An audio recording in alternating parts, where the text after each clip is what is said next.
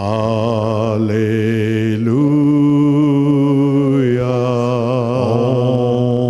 Om Mani Padme. Om. Allah.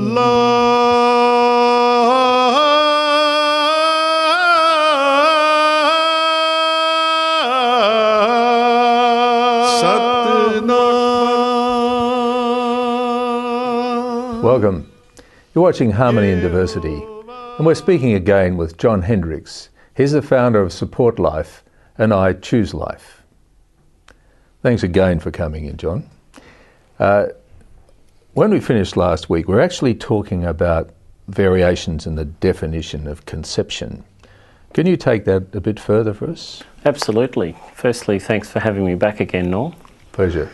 Yes, what we were discussing last week is that the definition of conception has changed in the medical journals. The past 27 years, the conception definition was known as the action of conceiving a child, or the fertilisation, as some people would know it, the inception of pregnancy. Now, the definition in some medical journals has changed to be the formation or the viable zygote, which is the male sperm and the female egg. Yes. And that is about 5 days, as my understanding, is difference between what it was, the definition, and what it is now. If they're successful in telling all of the students, the upcoming doctors, and the definition of that, then technically that'll change the definition of when life is. Can you see how, that can have all sorts of ramifications legally, politically, morally as well?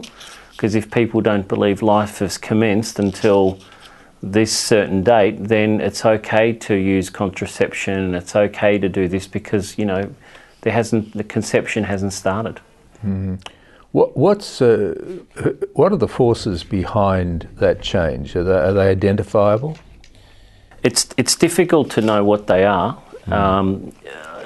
My thoughts are, and I don't say this with authority, but my thoughts are that they're slowly looking to change the definition of life. Because what they want to do is, if they can successfully change the definition of life, then obviously by terminating an early life, as in terminating a pregnancy, then it's not even called an abortion because life doesn't exist at that early stage. But how does this impact on late-term abortions? Where does that fit in? This is the conception, the point of conception, but late-term abortions go up to is it 29 weeks they go up to? Under the current law in Victoria, late-term abortions are accepted right up until birth, so up to 40 weeks. You can actually terminate a pregnancy, you can terminate a child right up until the baby is about to be born. So if the head has partially if the body is out, but the head is still contained within the womb, it's able to be terminated. So here you have a live child that's about to be born, and the doctor can come in and terminate that child with a snip in the back of the neck or an injection straight through the spine. And what would be the grounds for doing that? Well, it's currently legal under the Victorian law, under the Law Reform Act, which was passed in 2008 by the previous Labor government. It's currently legal, and it's not illegal. It's not a criminal act. It does require two doctors to give their consent, but unfortunately these days with the right of freedom of conscience being taken away from a doctor is unable to give his personal or professional opinion that he doesn't agree with that. So Here a woman comes along to a doctor, is confused about whether to have the child or not, is not really sure, is not given any counselling. She goes along to her doctor, she says, look, I'm unsure about what to do, I'm due for pregnancy in the next few weeks, what should I do? He's unable to give any advice. He can't say, look, you know, it's in the best interest of your health and your family and to keep the child and continue with the pregnancy. He can't say that. He can't say, I agree with it, I don't agree with it. All he can say is, I don't perform it, or I can't recommend you to someone. So therefore, under the law, currently as it stands, he has to refer that person to a doctor that will conduct it. So what would be the circumstances where an abortion could take place when the baby is almost born? What would be the grounds for that? Surely a mother would have made her mind up by then. Well, it's difficult to know, but the statistics, Norm, show that that the majority of women make those calls because they're not given any help or advice or any counselling. They're unsure as to what the future will hold. They're basically uncertain. And if they were given some assurances and looked after, I'm sure that they would continue with the pregnancy. But unfortunately, those things are not available. And one can say it's everything heads in the one direction. And unfortunately, there's no other option for the lady. She feels there's no other option for the mother but to terminate in most cases, which is very sad.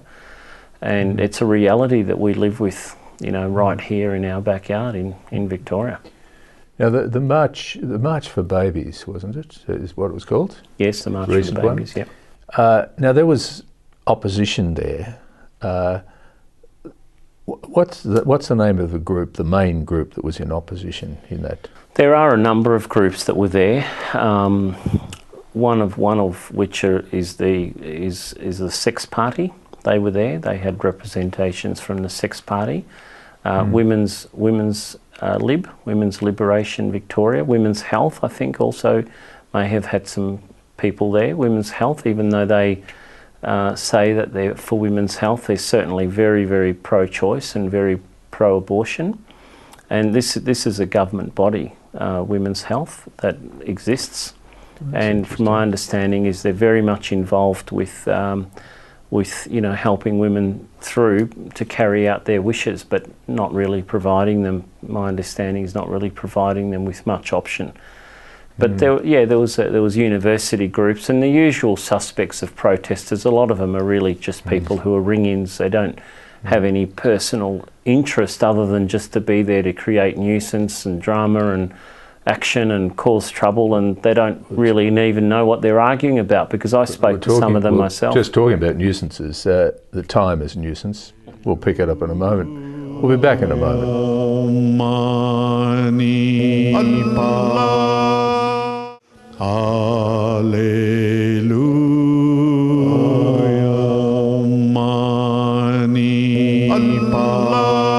Welcome back. You're watching Harmony and Diversity, and we're speaking with John Hendriks, who's the founder of Support Life and I Choose Life.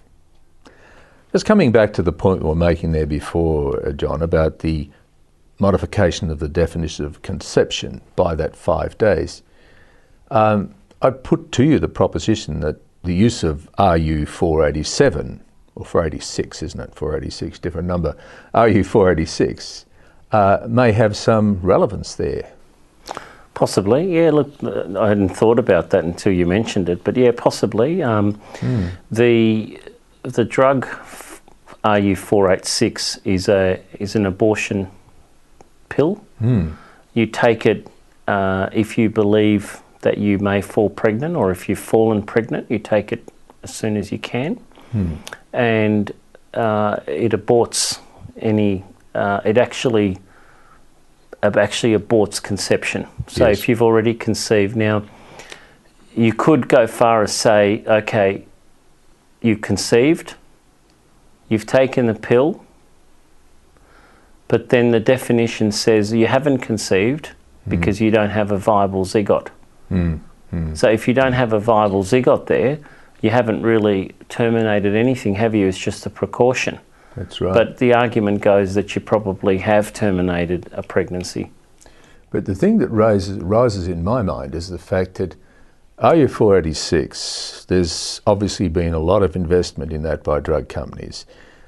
Is it possible, in the work that you've done, have you come across pressure groups that indicate that perhaps they are pushing for particular attitudes to be applied? If I was producing RU486, I would be very happy about the conception laws being modified like that. Have you struck pressure groups at all? I haven't struck pressure groups personally, but you'd have to ask the motivation of these companies, these medical, large billion-dollar companies about bringing in, contraception and the morning after pills and abortion pills.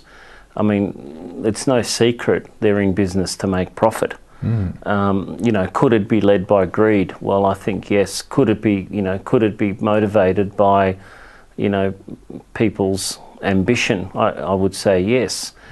Is it convenient for women to take this pill? Well, obviously very convenient because they don't have to go through the whole process of going and getting an abortion. Okay, so it's very convenient because it can be done in the home. Yes. Is it morally right? Well, it depends on your own self-belief system if it's morally right. It depends on, it's legal. You can certainly go and get one and you can take it, but whether it's morally right and whether it's sustainable for your body, there's quite a lot of reports that have come out that have said that it does more harm than good. Yes. You're taking this foreign tablet that's going into your system that's going to end your pregnancy. It's not natural. So there must be some damage this is doing to you. But yeah, there's probably not enough evidence around at this point. Yeah, at this point, yeah. Now, with the definition of conception, you have some other definitions which you've researched on. Yeah, I did. Yeah, look, I thought from our last chat, I thought I might go away and just see what other definitions are available, and I found a few in medical journals. The definition of life. Okay, we all understand what life is, but some people are saying life is not when life is. So let's just have a look at what the medical journal and the popular dictionary say when life is. Life is the aggregate of vital phenomena, the quality or principle by which living things are distinguished from organic matter as manifested by such phenomena as metabolism, growth, reproduction, adaptation. So clearly, and then there's a second meaning here, it says the characteristic state or condition of a living organism. So what it's clearly saying is that life is something that's living in whatever form it is. It's something that's growing, it's something that's reproducing, and it's something that's organic. So the definition of life is very clear. No one can argue what that is. And unless you extend it by 5 days, that it doesn't exist until that 5 days is expired. So that's life. What about pregnancy? Yeah, well, interesting enough, pregnancy is a very similar, in fact, it's the same definition as conception. So conception and the definition of pregnancy are the same, okay? But traditionally, doctors have measured pregnancy from a number of convenient points, like the date of the last menstrual cycle, fertilisation or implementation, okay? Chemical detection. So they're saying that's pregnancy. That's the time in which they measure the pregnancy. But the definition of conception and pregnancy are exactly the same. In fact, the American Heritage Medical Journal defines pregnancy from conception until birth, okay, as fertilisation. Now, it's difficult to determine fertilisation or implementation. It's difficult because that's unseen, that's unknown, okay, because they don't know exactly when that occurs. But now they're trying to change the meaning of conception to bring it out by 5 days, so now they can have a definition of it which says it's when a viable zygote exists. So if you can see what I'm, what they're alluding to is they're saying, look, we don't know exactly when conception or pregnancy begins, but if we redefine the term to when it's a viable zygote, then we know when it begins. And that's not actually the case, because through the last 150 years... For every beginning there's an ending, so we're just out of time. We'll be back in a moment.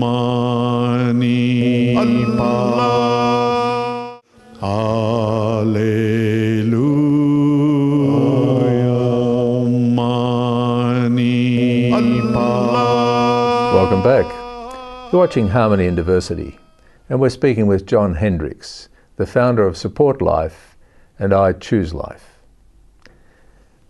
There's a lot of abortions in the world every year. What do those statistics look like, John? Recently, Norm, I had a look, and it said that there was an estimated 44 million abortions around the world, and unfortunately half of those, well, unfortunately all of those shouldn't be performed, of course, I'm going to say that, but under half of those were performed unsafely, and about 5 million of the 44 million, so about 8 or 9% of those resulted in hospital admissions annually.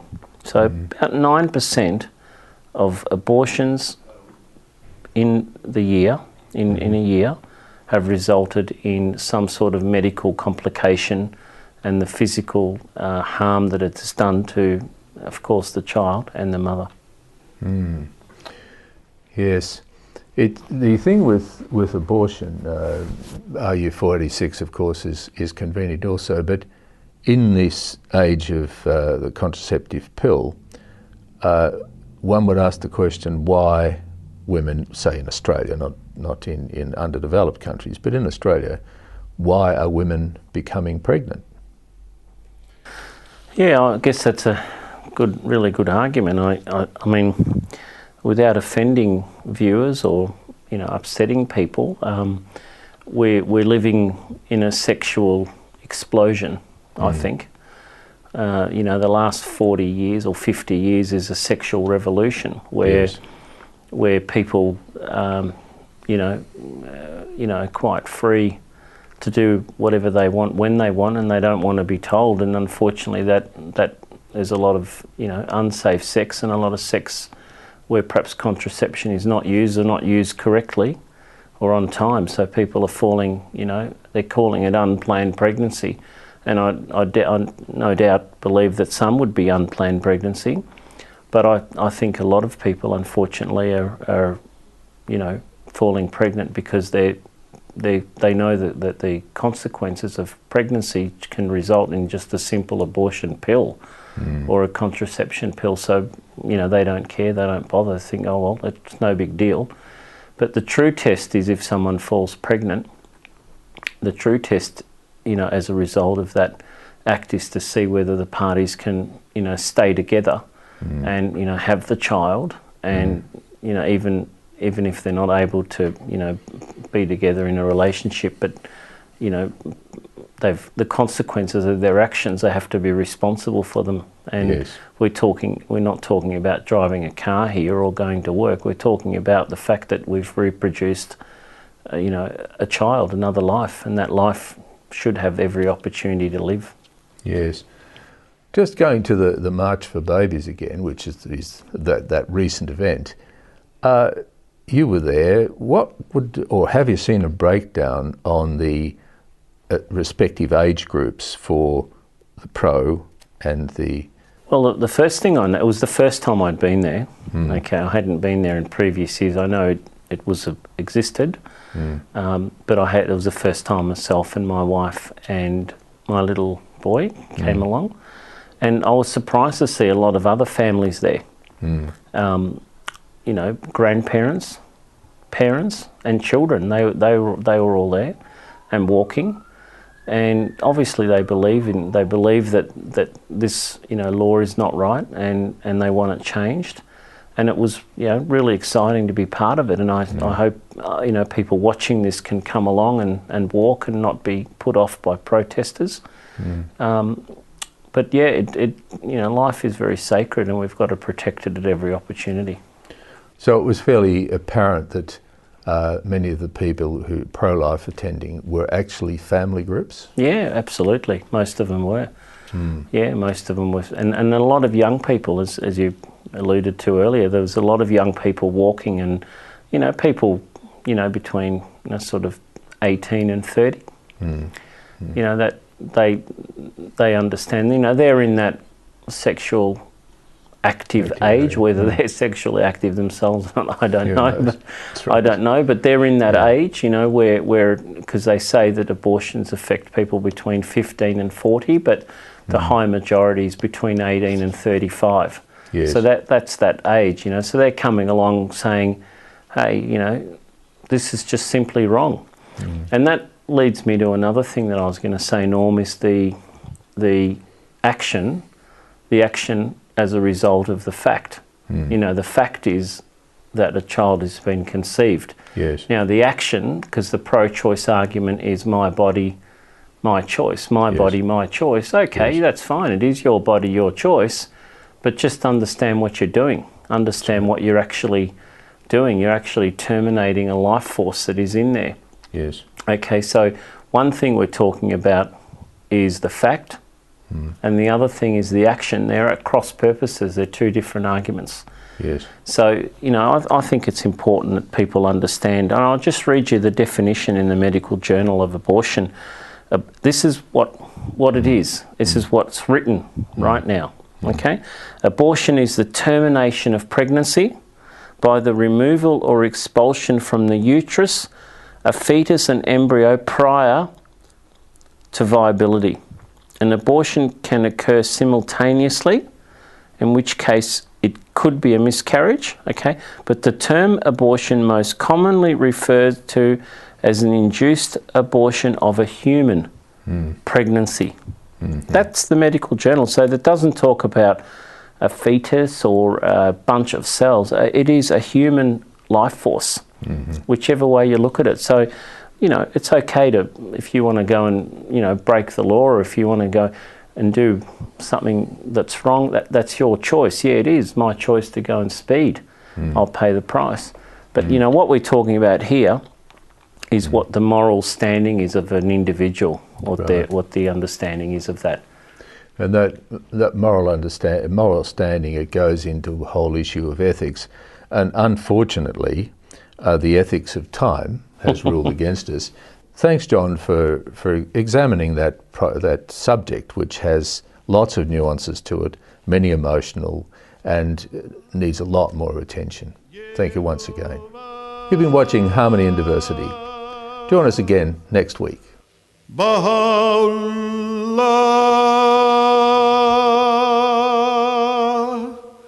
Shanti Om, Allahu